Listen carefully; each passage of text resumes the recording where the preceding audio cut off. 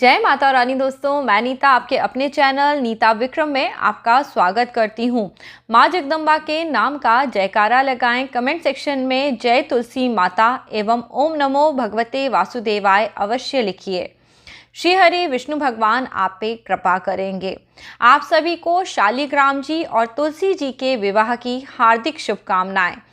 यदि आपके घर में आज तुलसी पूजन हो रहा है तो यह मोक्षदायी है, आपके जीवन में सुख सौभाग्य को बढ़ाने वाला है, जन्म जन्मांतर के पाप और कष्टों का नाश करने वाला है।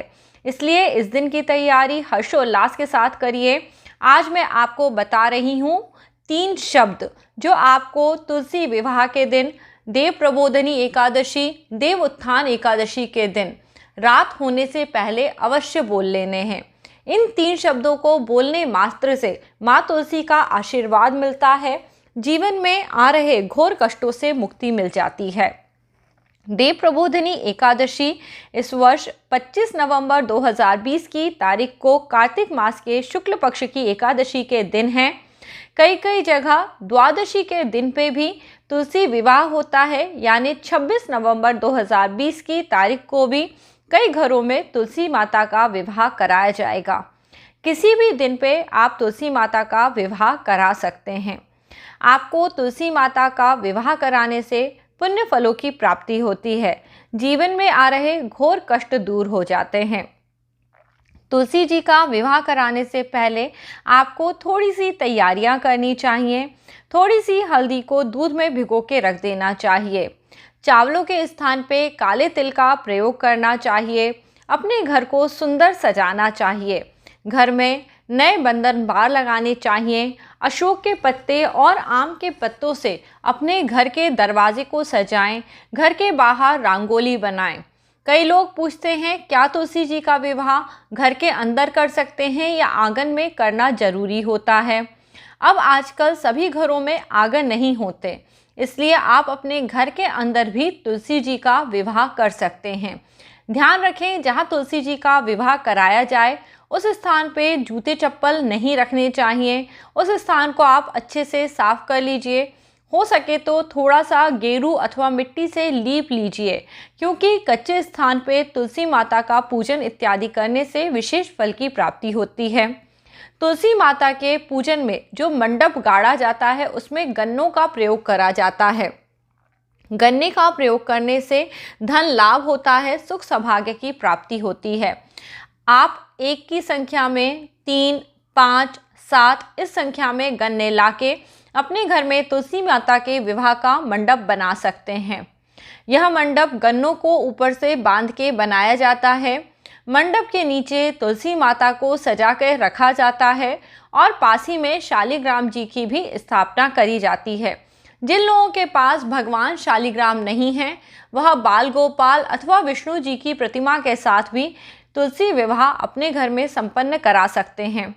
कई सारे लोगों को लॉकडाउन के समय में पंडित जी नहीं मिल पाते हैं, तो बिना पंडित जी घर पे आए आप अपने घर में तुलसी विवाह का पूरा पुण्य फल प्राप्त कर सकते हैं, केवल 3 शब्द बोल के। आप जब तुलसी माता का विवाह कराएं तब निरंतर आपको ओम तुलसे नमः, ओम तुलसे नमः इस प्रकार से बोलना चाहिए। तुलसी माता का ही रूप है जिसे हम तुलसी के रूप में बोल रहे हैं। हे तुलसी माँ, कृपा करो, आप हमारे द्वारा की हुई पूजन अर्चन को ग्रहण करो।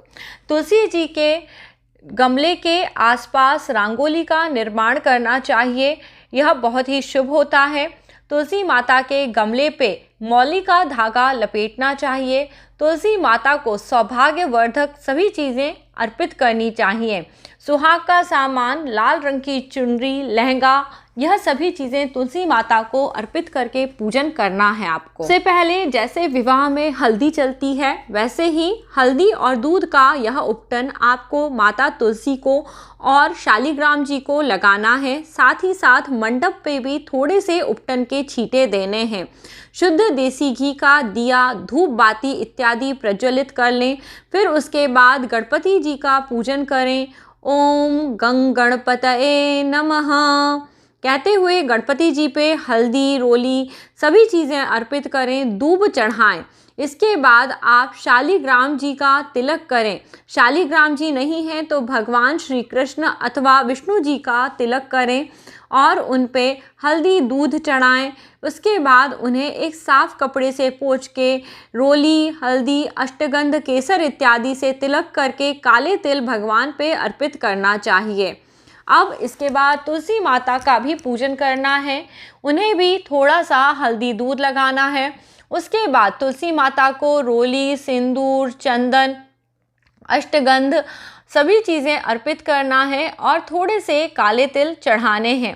ओम तुलसे नमः, ओम तुलसे नमः इस प्रकार से मंत्र का जाप करते हुए बिना किसी पंडित के आप अपने घर में तुलसी विवाह कराएं और इसके बाद आप तुलसी जी को सुहाग की सभी सामग्री अर्पित करें, जैसे कि चूड़ी, बिंदी, मेहंदी, आलता, जो भी सामान आप लेके आई हैं वह सभी अर्पित करें और साक्षात भगवान के विवाह का मन में इस प्रकार भाव रखते हुए तुलसी माता का पूजन करें। इस दिन पे विशेष तौर में फलों में सिंघाड़ा चढ़ाया जाता है, आंवले का फल चढ़ाया जाता है और जो भी मौसमी फल आपको मिलते हैं वह सभी चढ़ाए जाते हैं। श्री हरि विष्णु भगवान का पूजन करने के लिए इस समय पे विशेष तौर पे शमी पत्र, बेलपत्र, तुलसी जी, यह सभी चीज़ें आपको भगवान शालिग्राम पे अर्पित करना चाहिए। इस प्रकार से पूजन करने से भगवान शीघ्र प्रसन्न होते हैं। अब आपको शालिग्राम जी को अपने गोद में उठा के, यदि आप पति पत्नी जोड़े में पूजन कर रहे हैं तो पति को शालिग्राम को हाथ में उठाना चाहिए। यदि आपके साथ आपके पति पूजन नहीं कर रहे हैं तो आप भी शालिग्राम जी को अपने हाथ में उठा के तुलसी के पौधे के साथ परिक्रमा कर सकती हैं। इस प्रकार से परिक्रमा करने से माता तुलसी आप पे प्रसन्न होती हैं और कई कई जगह लोग बाग भगवान को इस तरह अपने गोद में लेके फेरे नहीं दे सकते हैं, तो आप उस स्थिति में खुद ही माता तुलसी और शालिग्राम जी की परिक्रमा करें। जिस प्रकार विवाह उपरांत वर वधू की परिक्रमा करी जाती है जिससे कि उन्हें सभी तरह के सुख सौभाग्य की प्राप्ति हो, ऐसी कामना करते हुए कि आपके घर में तुलसी माता बढ़ें और सुख सौभाग्य बढ़े, ऐसी कामना करते हुए आपको तुलसी जी और शालिग्राम जी का विवाह कराना चाहिए। आरती जरूर करनी चाहिए और क्षमा प्रार्थना भी ज़रूर करनी चाहिए। इसके उपरांत आपको कुछ विशेष बातों का ध्यान रखना है। रात के समय जहाँ पे तुलसी जी का विवाह हुआ है उस जगह को वैसे ही रहने देना है। जो प्रसाद इत्यादि आपने चढ़ाया है, यदि उसमें खीर या कोई ऐसा प्रसाद है तो उसे आप उठा के घर के अंदर ले जाएं और लोगों को दे सकते हैं खाने के लिए। इसके बाद आप अपने घर में सभी तरफ आप दिए जलाएं जिससे कि आपके घर में कोने कोने में प्रकाश हो जाए। विशेष तौर पे घर की छत पे अवश्य दिए जलाना चाहिए। आपके घर की रसोई के बाहर आपको दीपक अवश्य प्रज्वलित करना चाहिए और मुख्य द्वार के बाहर दोनों जगह आपको दीपक लगाना चाहिए। इस प्रकार आपको तुलसी विवाह मनाना चाहिए। तुलसी विवाह का पूजन करने के बाद घर के सभी बड़े बुजुर्गों के चरण स्पर्श करना चाहिए। पत्नियां जब भी कोई इस तरह की बड़ी पूजा संपूर्ण करें उसके बाद पति के चरण स्पर्श करें।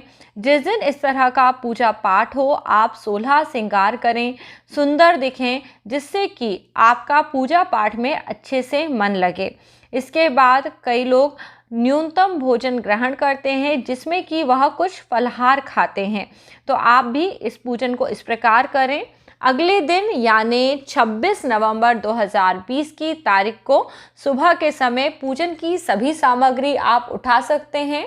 विशेष तौर पे आपने यहाँ जो गन्ने का मंडप लगाया था उस गन्ने में से 1 या 2 गन्ने मंदिर में अवश्य भिजवा दें। मंदिर में नहीं भिजवा रहे हैं तो आपके घर के आसपास कोई भी गरीब जन आपको दिख जाएं, उन्हें यह गन्ने खाने के लिए ज़रूर दें। जब भी कोई बड़ी पूजा करें उसका प्रसाद आप गरीब व्यक्तियों में अवश्य बांटिए, क्योंकि प्रसाद यदि आप पूरा का पूरा अपने घर में खा लेते हैं तो इसका पुण्य फल आपको प्राप्त नहीं होता। दान पुण्य अवश्य करिए। एक दिन का जो खाना होता है उतना खाना किसी ब्राह्मण को जरूर दान में दीजिए।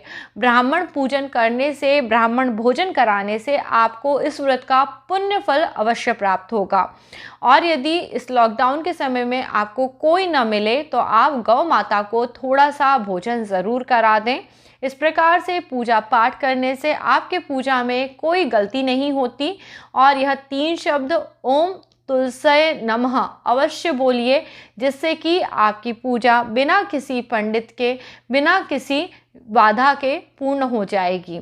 आज का यह वीडियो यदि अच्छा लगा है तो इसे लाइक करिए, परिवार मित्रों के साथ अधिक से अधिक शेयर करिए। नीता विक्रम चैनल को देखते रहने के लिए मेरे चैनल से जुड़े रहिए। और अगर आज पहली बार आए हैं तो चैनल ज़रूर सब्सक्राइब करिए।